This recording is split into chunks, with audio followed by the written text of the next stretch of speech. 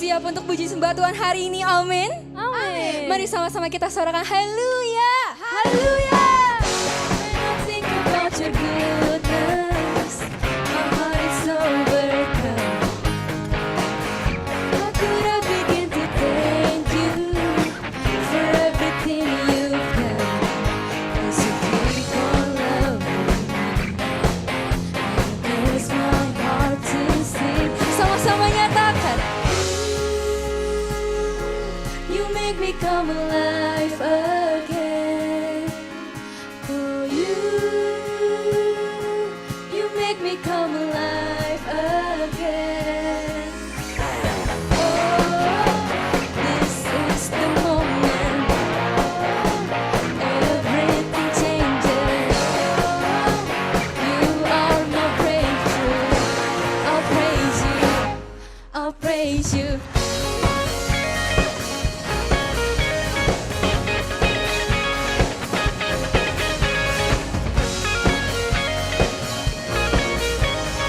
Mari sama-sama kita nyatakan.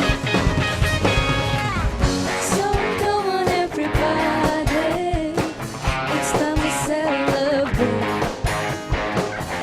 We will never stop singing. Oh, we lifted up your name. 'Cause you keep on loving me, and it kills my heart to sing. You make me come alive again. That's why we praise you. You make me come alive again. Dengan imanmu sama-sama nyatakan. Oh, this is the moment. Oh, everything changes. Oh, you are my breakthrough. I'll praise you. I'll praise you.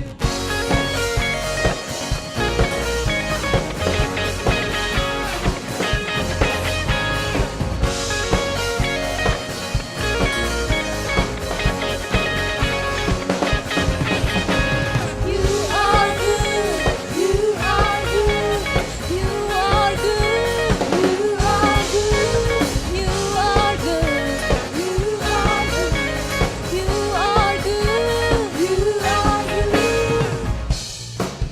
Sebab hanya namamu lah Tuhan yang layak kami tinggikan.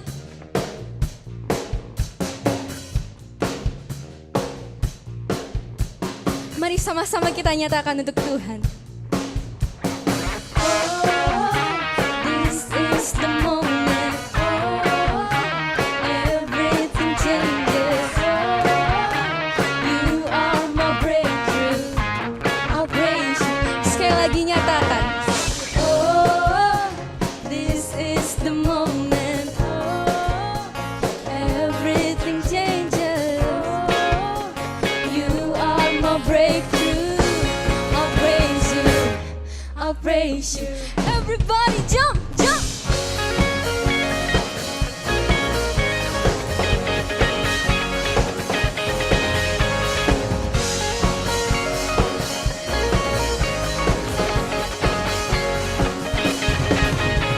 You are good. You are good. You are good. You are good. You are good. You are good. You are good. You are good. Sama-sama kita sorakan haleluya. Di dalam Yesaya 6 Tuhan bertanya, siapakah yang dapat aku utus? Lalu Nabi Yesaya menjawab, ini aku Tuhan, utuslah aku.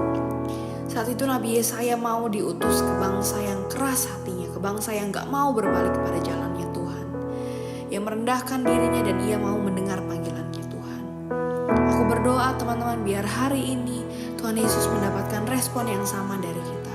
Kita mau mendengar panggilannya, kita mau dia utus untuk menyelamatkan teman-teman kita, untuk menyelamatkan keluarga kita, untuk menyelamatkan Indonesia.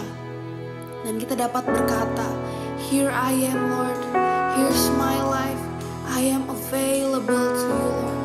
Let's lift up our hands.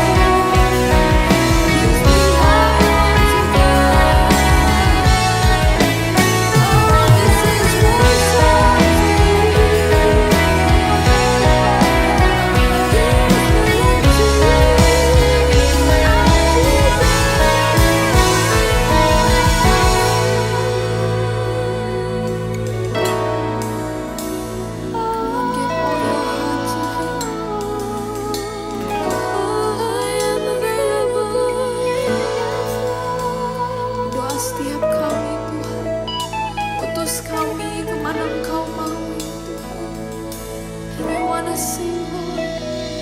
I hear You call. I am wholeheartedly say it to Him. I say yes, Lord. I am. Although your heart sing, I hear You call. I am available.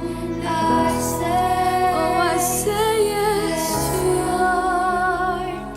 I am available.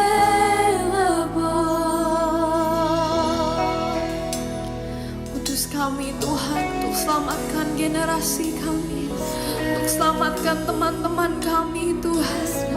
Roh Kudus bantu kami, Roh Kudus kuatkan kami. Kami mau berkata ya kepada panggilan-Mu Tuhan. Ikanaralabashane, yaralarabu, rararabasakararaba. Oh, I am available to You.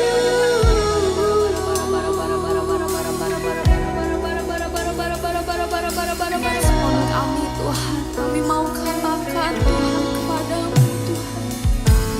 Kami mau katakan ini hidup kami ya Tuhan. Hidup kami, pakai kami Tuhan. Di hari-hari yang terakhir ini pakai kami. Angkat hatimu.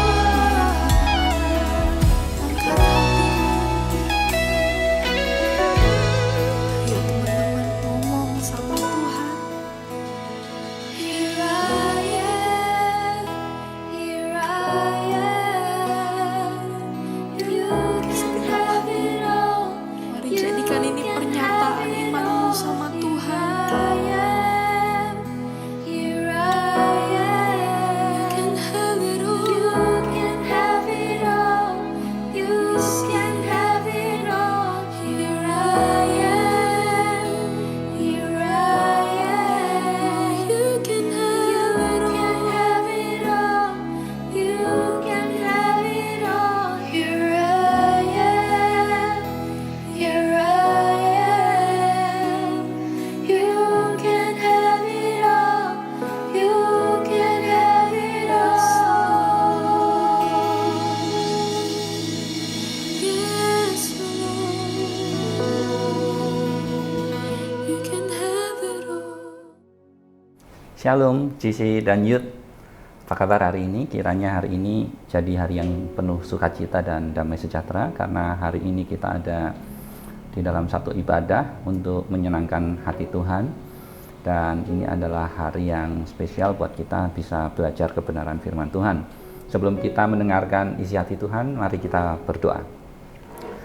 Bapa yang baik, terima kasih atas kasih anugerah-Mu sehingga kami boleh melalui tahun 2021 dengan penuh iman, dan Mazmur 91 boleh terjadi dalam kehidupan kami sehingga kami boleh masuk ke 2022 dengan kepala tegak.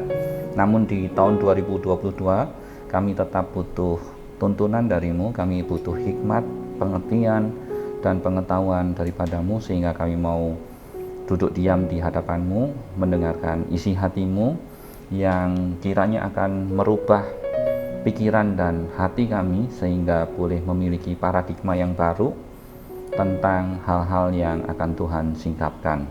Terima kasih Tuhan, berkati kami yang mendengarkan boleh memiliki hati seperti tanah yang subur sehingga firman yang ditabur boleh berbuah-buah di dalam kehidupan kami. Di dalam nama Tuhan Yesus kami naikkan doa dan ucapan syukur ini. Haleluya, amin. Teman-teman GC dan Youth, hari ini saya ditugaskan untuk membahas satu tema yang cukup unik, yaitu tema tentang apakah uang merupakan kebahagiaan. Nah, saya ambil dari perikop yang berjudul Petrus menyembuhkan orang lumpuh, yang diambil dari firman Tuhan di Kisah Para Rasul 3 ayat 1 sampai dengan 10. Mari kita baca bersama-sama. Petrus menyembuhkan orang lumpuh. Pada suatu hari menjelang waktu sembahyang, yaitu pukul 3 petang, naiklah Petrus dan Yohanes ke bait Allah. Di situ ada seorang laki-laki yang lumpuh sejak lahirnya, sehingga ia harus diusung tiap-tiap hari. Orang itu diletakkan dekat pintu gerbang bait Allah yang bernama Gerbang Indah untuk meminta sedekah kepada orang yang masuk ke dalam bait Allah. Ketika orang itu melihat bahwa Petrus dan Yohanes hendak masuk ke bait Allah, ia meminta sedekah. Mereka menatap dia dan Petrus berkata, "Lihatlah kepada kami." Lalu orang itu menatap mereka dengan harapan akan mendapat sesuatu dari mereka. Tetapi Petrus berkata, "Emas dan perak tidak ada padaku, tetapi apa yang kupunyai, kuberikan kepadamu. Demi nama Yesus Kristus, orang Nazaret itu, berjalanlah." Lalu ia memegang tangan kanan orang itu dan membantu dia berdiri. Seketika itu juga kuatlah kaki dan mata kaki orang itu. Ia melonjak berdiri lalu berjalan kian kemari dan mengikuti mereka ke dalam bait Allah, berjalan dan melompat-lompat serta memuji Tuhan. Seluruh rakyat itu melihat dia berjalan sambil memuji Allah, lalu mereka mengenal dia sebagai orang yang biasanya duduk meminta sedekah di gerbang bait Allah, sehingga mereka takjub dan tercengang tentang apa yang telah terjadi kepadanya. Kalau kita baca di perikop yang barusan, kita jadi mengerti bahwa orang yang lumpuh itu kegirangan, bahagia sampai meloncat-loncat bukan karena dikasih uang, bukan karena dikasih sedekah, padahal dia tadinya minta sedekah. Kalau kita lihat pusat dari kisah yang barusan kita baca, pusatnya adalah penyembahan kepada Tuhan. Sebab ditulis di ayat 1 bahwa Petrus dan Yohanes hendak sembahyang, hendak naik ke bait Allah. Jadi pusat dari segala sesuatunya memang ada di Tuhan, bukan di uang yang dimiliki oleh Petrus dan Yohanes. Yang kedua, saya pelajari bahwa orang yang meminta-minta ini ternyata enggak mengerti arti kebahagiaan dari dirinya sendiri. Sebab menurut dia, yang bisa membuat dia bertahan hidup atau dia bisa berharap adalah meminta sedekah kepada orang-orang yang lewat di situ. Mereka berpikir bahwa di tengah-tengah kelemahan mereka, yang bisa mereka lakukan adalah mengambil belas kasihan dari orang lain dengan meminta sedekah. Tapi kita lihat apa yang dilakukan oleh Petrus. Petrus tidak memberikan uang. Di sini dikatakan, "Then Peter said, Silver or gold I do not have, but what I have I give to you. In the name of Jesus Christ of Nazareth, walk." Berjalanlah.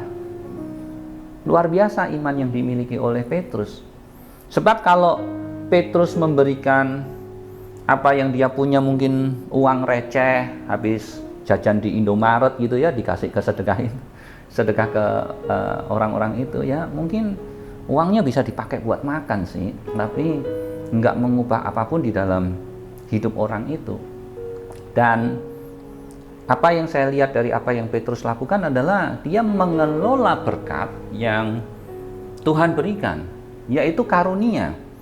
Karunia yang bisa memberikan kesembuhan kepada orang. Dan di sini dibutuhkan karakter yang memiliki pola pikir yang benar di hadapan Tuhan. Bukan karena uangnya, bukan karena hartanya, tetapi karena belas kasih melihat orang itu selalu duduk di depan gerbang indah meminta-minta karena lumpuh. Dan Petrus memahami hal itu. Maka dia katakan, "Apa yang aku punya aku berikan kepadamu," yaitu sebuah kuasa kesembuhan.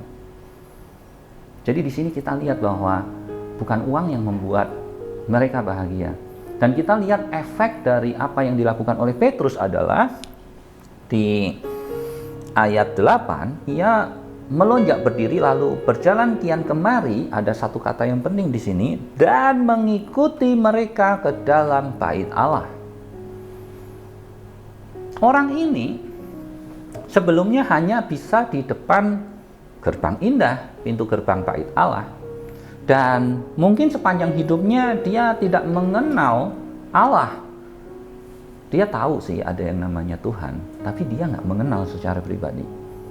Tetapi ketika sebuah mujizat dilakukan melalui perantaraan Petrus, yang tentunya berasal dari kuasa Allah, dan ini adalah sebuah demonstrasi kuasa Allah akan kesembuhan, maka hal ini mempertobatkan orang dan membuat orang mengenal Tuhan secara pribadi, mengenal Allahnya, siapa yang harus dia sembah, sehingga orang ini ikut beribadah masuk ke dalam bait Allah. Luar biasa. Yang berikutnya yang saya pelajari di sini adalah ada suatu perubahan paradigma atau perubahan pola pikir dari orang yang meminta-minta ini, bahwa tadinya suasana hatinya akan gembira ketika ada orang yang memberikan sedekah kepadanya.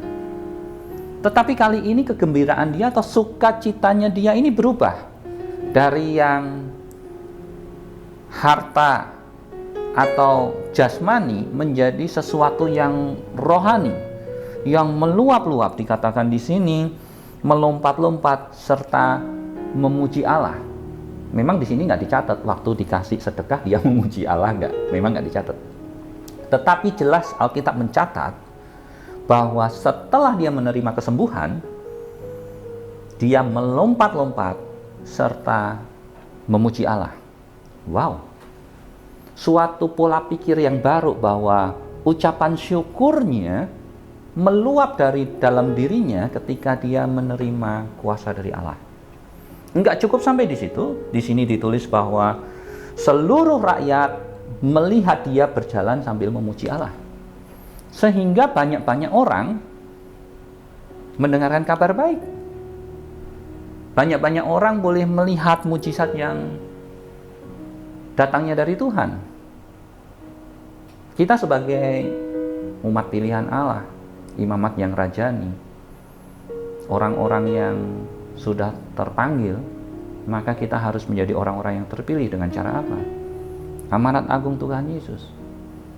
Pergi, jadikanlah semua bangsa muridku. Ya, bukan dengan cara yang ekstrim, tetapi kita melakukan ini karena kita menyaksikan kebaikan Tuhan. Tuhan yang sungguh teramat baik. Dia yang turun dari surga mulia untuk menjadi sama dengan manusia. Bulan lalu kita di dalam bulan Natal, mungkin suasana Natal masih kerasa sampai sekarang. Di mall masih ada pohon Natal. Tapi bukan itu, bukan pohon Natalnya, bukan lampu-lampu Natalnya, tetapi ketika kita merayakan Natal, kita mengerti bahwa Allah telah menjadi manusia.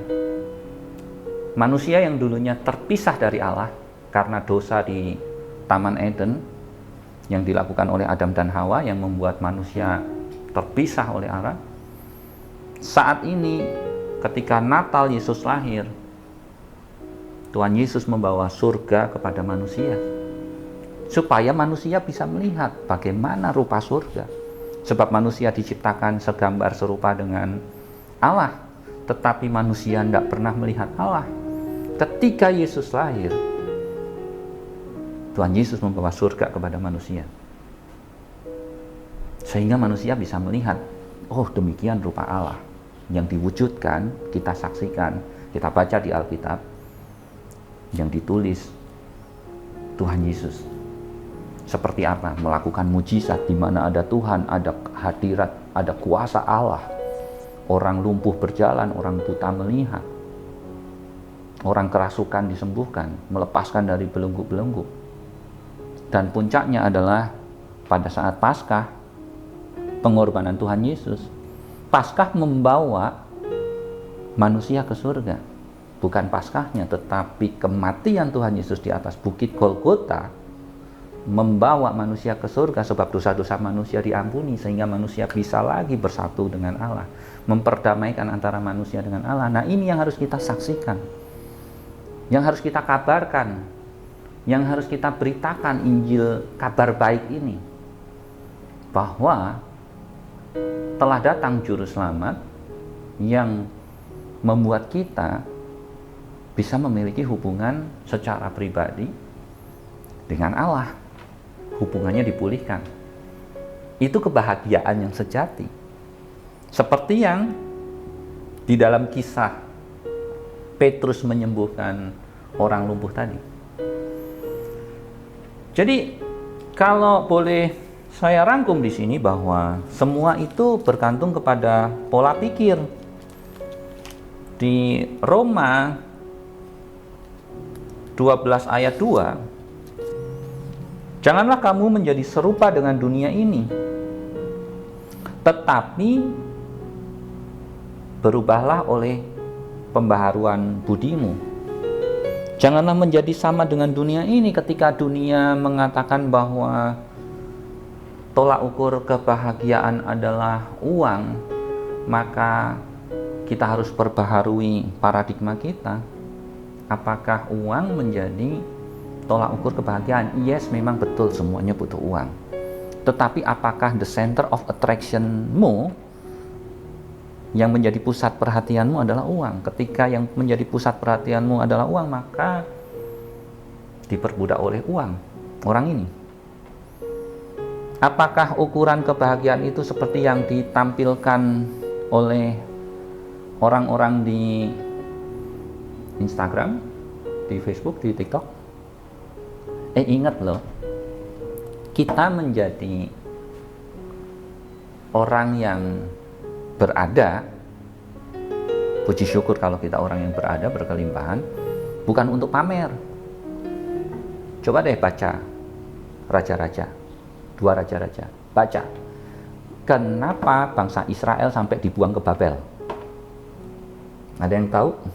Bangsa Israel dibuang ke Babel karena raja yang namanya Hizkia pamer sama utusannya Nebukadnezar. Jadi coba dibaca di Raja-Raja. Saya tidak hafal di Raja-Raja berapa, tapi coba baca tentang Raja Hizkia. Waktu utusan dari Babel datang, utusan Nebukadnezar datang, dia itu pamerin seluruh harta kekayaannya, seluruh ruangan dibukanya, nih lihat punya ini, punya itu, kayak orang zaman sekarang mau makan aja di foto masukin ke Instagram kan? Ya kayak gitu ya. Mobilnya kah, rumahnya kah, sepatunya yang air Jordan. Oke, kalau air dari sungai Yordan mungkin oke. Tapi semuanya di pamer-pamer itu seperti Hizkia. Akibatnya apa? Ada satu nabi menegur Hizkia, mengapa kau perlihatkan seluruh kekayaan itu? Dan anaknya Nabi Hizkia yang menerima, anaknya atau cucunya itu, akhirnya Nebukadnezar memerintahkan untuk membawa seluruh harta kekayaan Israel pada saat itu dan sebagian besar orang-orangnya mengalami pembuangan di Babel. Hati-hati ya. Saya pelajari ada 3 hal. Yang nomor 1, uang dulu atau bersyukur dulu. Uang bukan segalanya, yes, tapi segalanya butuh uang juga betul. Tapi uang dulu atau bersyukur dulu. Kita lihat waktu Tuhan Yesus melakukan mujizat 5 roti dan 2 ikan. Kita lihat ya, 5 roti, 2 ikan. Nggak akan jadi apa-apa kalau bukan di tangan Tuhan Yesus. Akan tetap jadi 5 roti dan 2 ikan. Tetapi kita lihat apa yang Tuhan ajarkan. 5 roti dan 2 ikan, Tuhan angkat ke atas, dia ucap syukur atas 5 roti dan 2 ikan itu, kasih makan 5.000 orang. 5.000 laki-laki, belum termasuk perempuan, belum termasuk anak-anak. Dicatat di Alkitab. Sisa 12 keranjang. Jadi uang dulu atau bersyukur dulu? Udah pasti bersyukur dulu. Dengan ucapan syukur, sikap hati yang gembira, maka kita menyadari bahwa burung di udara dipelihara oleh Tuhan. Nggak mungkin kita dibiarkan kekurangan. Nggak mungkin. Bahkan yang nomor 2, Tuhan itu mau sebenarnya kita bukan financial freedom, tapi financially freedom. Financial freedom bukan kayak yang diajarin orang-orang MLM atau investment, bukan. Tetapi financially freedom maksudnya kita tidak terikat menjadi hamba uang.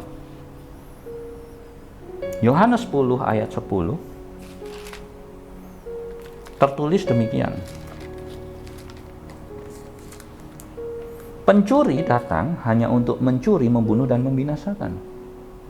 Aku datang supaya mereka mempunyai hidup dan mempunyainya dalam segala kelimpahan. Ada kata kelimpahan. Artinya Tuhan sudah menyiapkan segala macam kelimpahan untuk kita, tetapi ketika kita salah menyadarinya, akan menjadi salah. Ketika pola pikir kita bergantung kepada uang, maka kita akan memikirkan bahwa ini kelimpahannya adalah kelimpahan uang. Tetapi di dalam bahasa aslinya itu ditulis perison, yang artinya bukan dalam kuantitas, bukan tergantung dari banyaknya, tetapi kualitasnya. Karena di sini dikatakan hidup yang berkelimpahan dalam arti hidupnya penuh kualitas.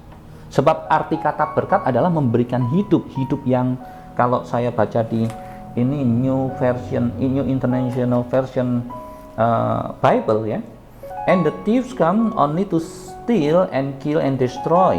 I have come that they may have life and have it to the full.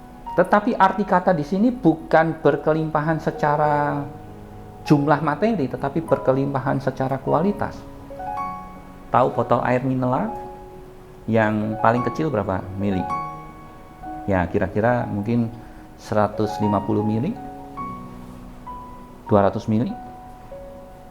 Tahu botol air mineral yang besar yang setengah liter kali ya, atau 700 mili. Ya, pokoknya botol air mineral yang segini sama yang tinggi gede. Meskipun ini kecil, tapi kalau kita tuang air sampai penuh, kita tuang lagi, meluber juga. Tapi air dalam jumlah yang sama, ketika kita tuang di botol yang paling besar itu, enggak melimpah, enggak meluap. Mulai nangkep maksudnya enggak? Kita menjadi berkat buat orang lain, berbagi berkat, bukan karena kita sudah punya banyak. Tetapi kualitas hidup kita, walaupun masih sedikit, walaupun masih kecil, tapi kita menjadi berkat buat orang lain, itu namanya berkelimpahan. Meluap inside out. Sebab memang kita diberkati untuk menjadi berkat. Tuhan bilang kalau kita dipercaya hal-hal yang kecil, kita akan diberikan tanggung jawab yang lebih besar. Maka ketika kita menjadi botol air mineral yang kecil dan kita bisa meluap melimpahkan berkat kepada orang lain, maka Tuhan tinggal menunggu apakah kita memiliki kapasitas yang lebih besar daripada ini. Ketika kapasitas kita menjadi besar, botol yang tanggung yang mungkin kalau nggak salah 500 mili, dan sikap hati kita memiliki paradigma yang benar di hadapan Tuhan, dibikin melimpah juga sama Tuhan. Yang kedua, saya pelajari bahwa uang bukan sebagai tujuan, tetapi uang sebagai alat. Abraham kurang kaya apa? Tapi ketika dia habis berperang, punya harta rampasan, ketemu sama Melkisedek, dipersembahkan 10%. Sepersepuluhnya, sebagai persembahan. Maka harta atau uang di mata Abraham bukan sebagai tujuan, tetapi sebagai alat. Di Malaki dikatakan, ujilah Tuhan untuk kembalikan perpuluhan, gitu kan? Ditulis di situ apa? Mengembalikan perpuluhan supaya ada persediaan makanan di rumah Tuhan. Maksudnya supaya dikelola oleh hamba Tuhan agar menjadi berkat untuk orang lain, dan bisa dipakai sebagai sarana jasmani untuk melakukan penginjilan. Orang Kristen itu bukan harus miskin. Ada yang punya sudut pandang pikul salib, nggak boleh kaya. Bukan juga. Kaya itu nggak salah. Miskin itu nggak salah. Yang salah adalah ketika miskin menggerutu. Ketika kaya, kekayaannya bukan dipakai untuk memuliakan nama Tuhan, tetapi dipakai untuk kepentingan dirinya sendiri. Dan kekayaan itu menjadi tuannya, sehingga menjadi hamba uang, terus-menerus mengejar kekayaan. Tetapi ketika kita sadar bahwa uang adalah sebuah alat, maka kita mampu berpikir bahwa saya punya kewajiban untuk taat dan setia mengembalikan perpuluhan ke rumah Tuhan. Mengembalikan ya, bukan membayar. Karena itu haknya Tuhan, jadi kita kembalikan. Dan itu adalah alat yang dipakai untuk Tuhan untuk melebarkan kerajaan surga di atas bumi ini. Yang ketiga, yang terakhir, bahwa kita ini bukan pemilik, tetapi kita ini pengelola. Di hadapan Tuhan, apa yang ada di kita saat ini, semuanya adalah milik Tuhan. Kita ini hanya manajernya, pengelola. Sehingga ketika Tuhan bilang berikan, ya kita berikan. Enggak semua orang harus dibantu, butuh hikmat Tuhan. Kita juga harus berdoa ketika mau bantu orang, apakah ini ada perkenanan Tuhan. Tetapi inti dari apa yang kita pelajari hari ini, di dalam perikop Petrus menyembuhkan orang lumpuh, kita menyadari bahwa pusat kebahagiaan seharusnya bukan ada di harta, bukan di uang, bukan di emas dan perak. Tetapi pusat kebahagiaan kita adalah ketika kita berjumpa muka dengan Tuhan. Ketika kita mengenal Tuhan secara pribadi, ketika kita mengalami Tuhan di dalam kehidupan kita. Sehingga beria-rialah hati kita, penuh dengan damai sejahtera dan sukacita surgawi. Yuk kita tundukkan kepala, kita angkat hati kita mau berdoa. Tuhan, terima kasih kalau hari ini kami boleh belajar sebuah paradigma yang baru, bahwa bukan tentang berapa banyak yang Tuhan sudah berikan kepada kami di dalam ayat hidup yang berkelimpahan, tetapi bagaimana kualitas kami ketika kami menerima berkat dari Tuhan, ketika kami memperoleh hidup yang daripada Tuhan. Disitulah pusat kebahagiaan kami. Kami nggak mau uang sebagai tolak ukur, sebagai tujuan akhir dari hidup kami, cari uang. Tapi kami mau bahwa ketika Tuhan berkati kami, maka uang sebagai alat untuk memperoleh suatu perkenanan Tuhan, yaitu mengabarkan Injil, membantu orang, menjadi berkat buat orang lain. Dan kami sadar, kami paham bahwa bukan uang yang datang duluan, tetapi ucapan syukur kami.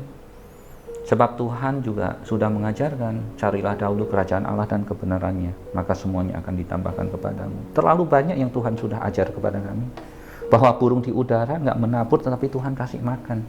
Jadi nggak akan ada kekhawatiran lagi di dalam kehidupan kami. Terima kasih Tuhan atas berkat-berkat-Mu. Terima kasih atas hikmat pengertian-Mu, sehingga kami boleh melangkah di 2022 ini dengan paradigma yang baru. Sekarang kami mau kembali ke aktivitas kami masing-masing. Tuhan yang berkati kami, Tuhan yang tolong kami, Tuhan yang tuntun kami. Sebab kami ini dengan penuh pengharapan selalu mengandalkan Tuhan.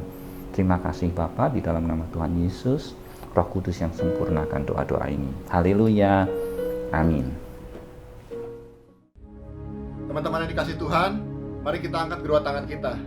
Terimalah berkat, damai sejahtera, sukacita dari Bapa Surgawi, dan kasih karunia yang melimpah-limpah dari Tuhan kita Yesus Kristus, dan persekutuan yang manis dengan Roh Kudus. Sampai nanti Tuhan Yesus pasti akan datang menjemput kita semua di awan-awan yang permai. Semua yang percaya sama-sama kita katakan, Amin.